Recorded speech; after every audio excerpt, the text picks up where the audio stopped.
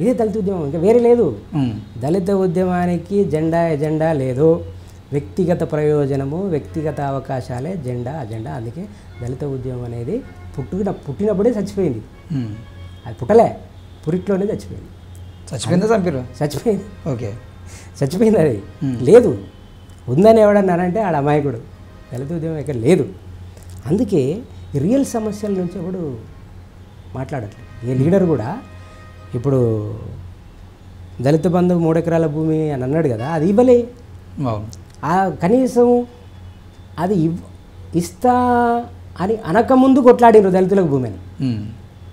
భూమిలోనికి నక్సలైట్లు భూమి లేని వాళ్ళకి భూములు కావాలని కొట్లాడినరు. సరే వచ్చినాయా, దానివల్ల నష్టం జరిగిందా, దళితులు ఉద్యమంలో చచ్చిపోయినరా, భూములు వచ్చినాయా రాలేదా తర్వాత విషయం. కానీ ఒక రియల్ ఫైట్ జరిగింది. వర్గ ఉద్యమం పేరు మీద నక్సలైట్ ఉద్యమం ఎప్పుడైతే కొట్లాడిందో అప్పుడు రియల్ ఇష్యూస్ వచ్చినాయి.